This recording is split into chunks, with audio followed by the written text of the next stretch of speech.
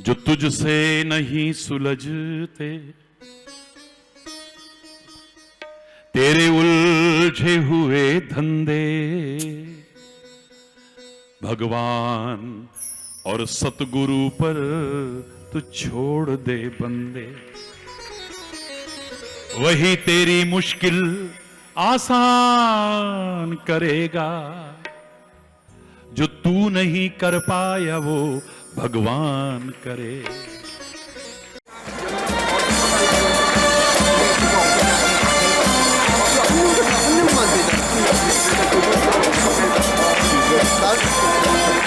한반도 평화와 통일 한국을 기원하는 노릇하다니 힌두교 다리 차이카냐 स्वामी युगे हरि बोल हरि बोल।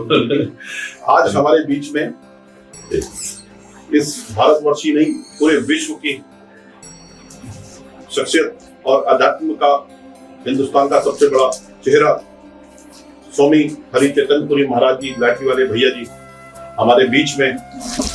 आपकी गूंज जहां हर आवाज मायने रखती है, आज सौभाग्य का मौका मिला आपकी गूंज को। आज हम बात करेंगे आध्यात्म को यूथ के बीच में कैसे लेके जाए, और जो भारत विश्व गुरु बन रहा है, कैसे अध्यात्म के बिना भारत अधूरा है, सनातन अध्यात्म के बिना अधूरा है। तो आज हम महाराज जी से जानना चाहेंगे और चर्चा करेंगे कि आपकी गूंज में आज आपने हमें मौका दिया, इसके लिए हृदय से धन्यवाद है। इस अध्यात्म में जब आप आए तब का अध्यात्म और आज का जो 21वीं सदी का अध्यात्म हो रहा है, उसमें क्या अंतर आप मानते हैं? अध्यात्म सभी से परिवर्तित नहीं होता है। हमारे धर्म के जो मूल सिद्धांत हैं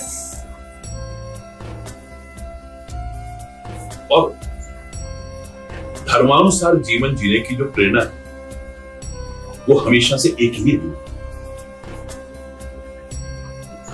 भारत कृषि प्रधान देश है, ये सब जानते हैं। हालांकि कई बार बहुत हृदय में पीड़ा होती है उस अन्नदाता किसान की दुर्दशा देखकर। परमात्मा करे लोगों को समझ आए, उनकी दशा में परिवर्तन आए। लेकिन भारत कृषि प्रधान देश है, ये सब जानते हैं। लेकिन ऋषि प्रधान देश भी है, इसे नकारा नहीं जा सकता है। और ऋषि कोई ढोंगी पाखंडी नहीं, वैज्ञानिक तथ्यों को रखते हुए जो उन्होंने हमारे सामने सिद्धांत रखे, जो अकाट्य हैं, जिनको काटने की सामर्थ्य चाहे युग बदले चाहे सदी बदले किसी के अंदर ना थी, ना है, ना आगे हो। सनातन संस्कृति का जो आधार स्तंभ है वो जन जन के लिए प्रेरणा का स्रोत। महाराज जी, इस हिसाब से आप देख रहे हैं भागम भाग जिंदगी में 21वीं सदी में हम लोग जी रहे हैं, और ज्यादातर अध्यात्म को लेकर के बात कहें, साधु संतों की बात कहें, और हर आदमी हर संत जो है पॉलिटिकल कहीं ना कहीं क्षेत्र में जुड़ जाता है। जनता बड़े अपने हृदय से उसके साथ जुड़ती है। लेकिन आपके बारे में एक बात जरूर कहेंगे महाराज जी, आपको हमने जो देखा है ये कि आपके दर पे हर राजनीतिक दल का बड़ा बड़ा जो पदाधिकारी होता है, चाहे मुख्यमंत्री हो, मैंने कई बार देखा है, वो सब आपके पास आते हैं। आप आज तक किसी राजनीतिक दल में नहीं गए, ये एक बहुत बड़ी बात भी है। तो मैं उस बारे में जानना चाहूंगा महाराज जी, ऐसा क्या आपको ऑफर नहीं आया या क्या कारण रहा? क्या कारण रहा? संत का पद बहुत ऊंचा है। परमात्मा ने भी अवतार दिया, चाहे श्री राम या कृष्ण इत्यादि रूपों में, वो भी संतों के चरणों में झुके आए। चक्रवर्ती सम्राट के एक लंगोटी छाप बाबा के चरणों में झुके और सिंहासन पर उन बाबा को बिठा करके उनके चरणों में बैठ करके अपना सौभाग्य माने। ये इतिहास हमारे सामने साक्षी है। कितना ऊंचा पद, कितनी ऊंची गरिमा, कितना ऊंचा स्थान है संत का। लेकिन तुच्छ पदों की ओर भागते हुए राजनीति में सक्रिय होकर पद लोलुप बन करके संत अपने पद की गरिमा और महत्ता स्थान को स्वयं कम करता है। मैं स्पष्ट शब्दों में यदि कहूं कि जिसने प्रभु के पद पकड़ लिए उससे बड़ा पद और क्या हो सकता है। पद यानी चरण। श्री राम ने सुग्रीव को राजा बनाया, विभीषण को राजा बनाया, अंगद को युवराज बनाया, उसको ये पद दिया, उसको ये पद दिया, उसको ये पद दिया, लेकिन पवन पुत्र हनुमान जी को कौन सा पद दिया? अपने पद दिए, यानी अपने चरण दिए। और मेरे शायद परमात्मा के पद कमल जिसे मिले हैं उसके आगे बड़े बड़े पद और पद वाले भी बौने नजर आते हैं। महाराज जी, आपने बहुत बड़ी बात बोली है और यही हम सुनना चाहते थे, दर्शक हमारे भी ये सुनना चाहेंगे, क्योंकि आध्यात्म के साथ लोग जुड़ते हैं और बड़ी ये देश की, भारत देश की बात है कि जहाँ आध्यात्म और साधु संत की बात है हर कोई विश्वास करता है। आपने रामदेव जी को भी देखा होगा, शुरू में आपने देखा धीरेन्द्र शास्त्री जी को भी आज आपने देखा। इस समय पूरे भारत में सनातन का झंडा उठाए हुए हैं, लेकिन कहीं ना कहीं डायरेक्टली उन पर भी इल्जाम लगते हैं कि वो वही राजनीतिक पार्टी का चेहरा है।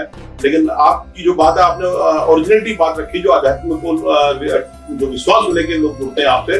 और एक बात महाराज और जानना चाहेंगे, किसी की व्यक्तिगत बातों को नहीं कर रहा, लेकिन स्पष्ट तौर पर कोई भी विचारशील यदि गहराई से चिंतन करने की कोशिश करेगा तो जो मैं कह रहा हूं वही तथ्य सामने उभर करके आएगा। राजनीति के साथ धर्म होना चाहिए। राजनीति के साथ धर्म रहेगा तो विकृति नहीं आएगी। धर्म में राजनीति में घुसे बहुत बढ़िया, और राजनीति में बस उसका अंकुश हो, मार्गदर्शन हो, तो राजनीति बुरी नहीं है, लेकिन अराजनीति ना बन जाए इसके लिए धर्म का मार्गदर्शन जरूरी है। बस मार्गदर्शन हो।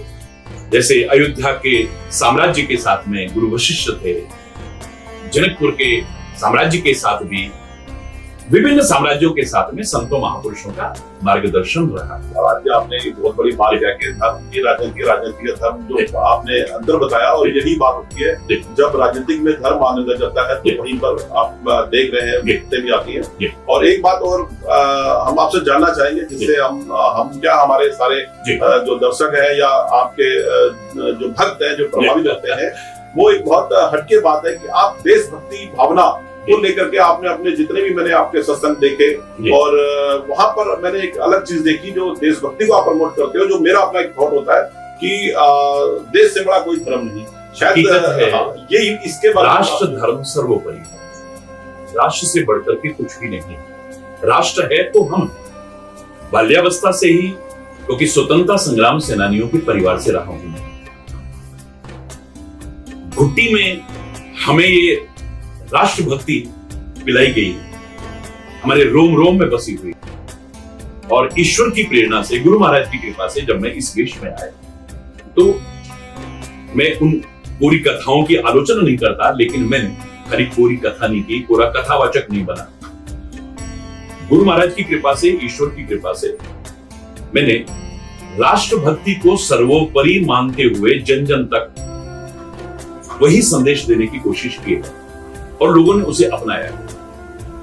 आज जैसा आप देख रहे हैं कि युवा पीढ़ी इस ओर से थोड़ा हटती हुई आपको नजर आती है, लेकिन ये अपवाद ही मानेंगे आप भी आते हैं कार्यक्रमों में, लाखों की संख्या में मोर देन 60% बच्चे और युवा होते हैं मेरे।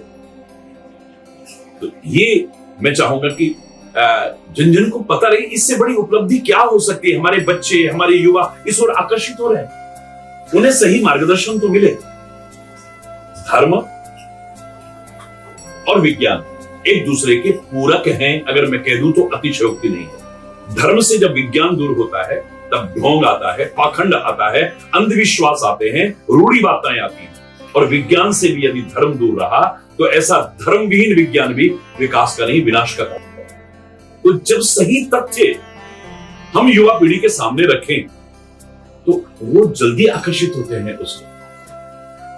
महाराज जी, आपने बात करी युवा पीढ़ी की, मैं यही एक मेरे लिए और हमारे सभी जितने भी इस समय भक्त, सिर्फ हम ये नहीं कहेंगे, पूरे भारतवर्ष की बात करें, इस समय जो है बड़ी चिंता का विषय भी है कि यूथ जो है, आपने यूथ को लेकर के बहुत अच्छी बात बोली। यूथ जो है जब से सोशल मीडिया की बात करें, इस समय जिस हिसाब से विकसित बढ़ रहा है, सुविधाएं मिल रही है, उस हिसाब से यूथ नेगेटिव स्थिति में बहुत ज्यादा है, और जिस कारण जो है कहीं ना कहीं हम कहें, चाहे वो आध्यात्मिक से तो दूर हो ही रहा है, अपने परिवार से भी दूर हो रहा है। तो आप यूथ को थोड़ा सा बताएं वही कैसे, और माँ बाप को, क्योंकि इसमें कहीं ना कहीं माँ बाप बच्चों के अंदर, युवाओं के अंदर या बड़ों के अंदर जो नेगेटिविटी आ रही है,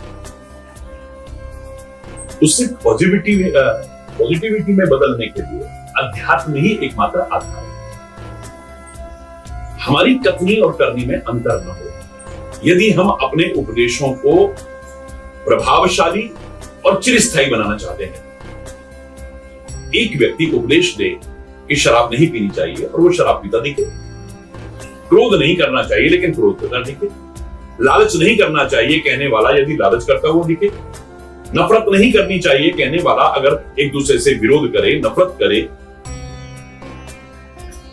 तो उसके उपदेशों का क्षणिक प्रभाव पड़ सकता है। उसकी वाणी का ओज, उसकी तेज, उसका प्रभाव पड़ सकता है, लेकिन दूरगामी और चिरस्थायी प्रभाव नहीं पड़ेगा। इन बच्चों को, इन युवाओं को या किसी को भी जो हम कहते हैं वो हमारे जीवन के आचरण में भी उतरना चाहिए। अगर सरलता से उतर आए तो मैं नहीं कह रहा कि लोग इस ओर आकर्षित न हो।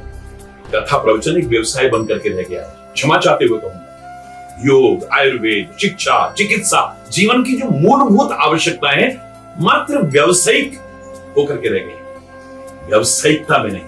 महाराज जी बहुत बड़ी बात हुई, लोकोपकार का भाव रखते हुए, जन जन के उपकार का भाव रखते हुए, समाज हित को सर्वोपरि रखते हुए, राष्ट्र हित को सर्वोपरि रखते हुए आज उपदेशकों को भी आगे आना है।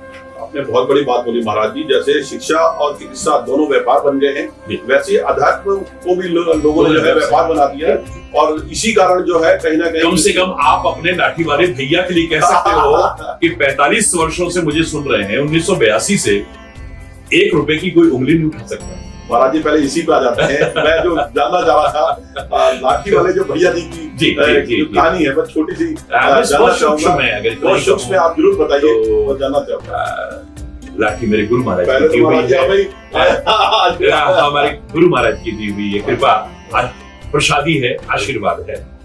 और लाठी वाले भैया तो मैं कहूं लोग गलत नहीं कहते हैं, सुनते सुनते उन्हें इतना ज्ञान हो चुका है, बोध हो चुका है कि हम सब एक ही की औलाद, पिता हमारा एक ही है। जब हम सब उसी की औलादे हैं तो भाई का रिश्ता कोई गुरु के साथ नहीं बनाता होगा, किसी संत के साथ में भाई का रिश्ता आपने कहीं नहीं देखा होगा।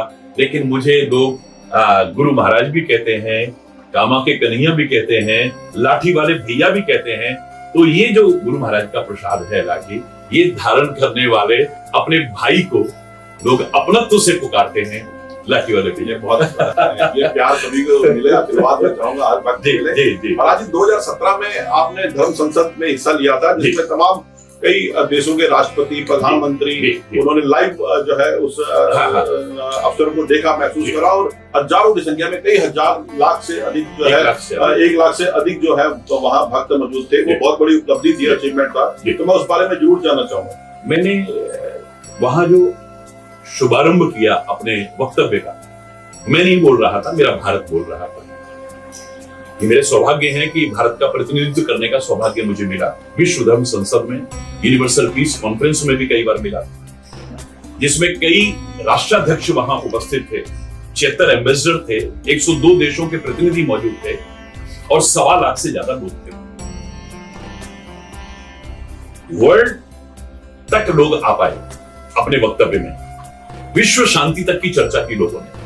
लेकिन मैंने जो शुरुआत की अपनी ऋषियों की उस चिंतन की, तो 1.25 लाख लोग उठ करके तालियां बजा रहे थे। तो शुभारंभ ये था कि आप यूनिवर्स की बात करने यहां आए हैं, लेकिन यूनिवर्स की चर्चा भी आपने, ब्रह्मांड की चर्चा भी नहीं की, विश्व शांति तक आ पाए। लेकिन मेरा सनातन संस्कृति का चिंतन सनातन काल से डिम डिम घोष कर रहा है, ओम देव शांति, अंतरिक्ष शांति, पृथ्वी शांति, रापः शांति, रौखदयः शांति, वनस्पतयः शांति। इकलौता मेरा भारतवर्ष का सनातन चिंतन है जो अंतरिक्ष में शांति चाहता है, पाताल में शांति चाहता है, पृथ्वी पर शांति चाहता है, औषधियों वनस्पतियों में शांति चाहता है। और खाली इतना नहीं, शांति रेव शांति, शांति में भी शांति चाहने वाला इकलौता मेरा प्यारा भारतवर्ष है। तो ये जब चिंतन लोगों के सामने आया, इतना व्यापक, इतना उदार, हमारे यहां चिंतन कोई भेदभाव नहीं है, आप किस जाति धर्म मजहब से कोई चिंतन नहीं, इतना व्यापक चिंतन है हमारी भारतीय संस्कृति का। उदार चरिता नामसु वसुधैव कुटुंबकम, सारी पृथ्वी को हम अपना घर मानते हैं। सर्वे भवन्तु सुखिनः का भाव रखते हैं, हम सब सुखी हो, सब समृद्ध हो, सब खुशहाल हो, सबके लिए चिंतन है। तो इतनी व्यापकता। और जब मैं बाहर निकला था तो मीडिया का पहला प्रश्न यही था, बीबीसी पर सीधा प्रसारण था और मीडिया का पहला प्रश्न यही था कि आप 103 देशों में सुना है व्यक्तिगत तौर पर गए हैं, 176 देशों के लोग आपसे जुड़े हैं, आपको दुनिया के और देशों में और भारत में क्या अंतर नजर आता है? एक पंक्ति में कह रहा हूं कि दुनिया के और जो देश हैं उन्होंने सारे विश्व को बाजार समझा है। अमेरिका बाजार खोजता है, चाइना बाजार खोजता है, जापान बाजार खोजता है, कोरिया बाजार खोजता है, ये अपना बाजार खोजते हैं। दुनिया के अन्य देशों ने विश्व को एक बाजार समझा है, लेकिन मेरे प्यारे भारतवर्ष ने दुनिया को एक परिवार समझा है। हम पूरे परिवार समझ करके चर्चा करते हैं। हाँ, मैं इतना अवश्य कहूंगा कि हम सबकी सुख की कामना करते हैं, सबके लिए अच्छा चिंतन रखते हैं, अपना परिवार का सदस्य मानते हैं, लेकिन मेरी भारत माता की ओर को बुरी नजर डाले तो फिर उसकी आंखें और आंतें निकालने की हिम्मत भी रखते हैं। देश के हर नागरिक में ये भाव आ जाए जो कुछ वर्षों पहले कहा करते थे, एक डायलॉग प्रसिद्ध था, दूध मांगोगे तो खीर देंगे और कश्मीर मांगोगे तो चीर देंगे। हमें नाज है अपनी सेना पर, अपने सैनिकों पर, समाज के रियल हीरोज हैं ये हमारे।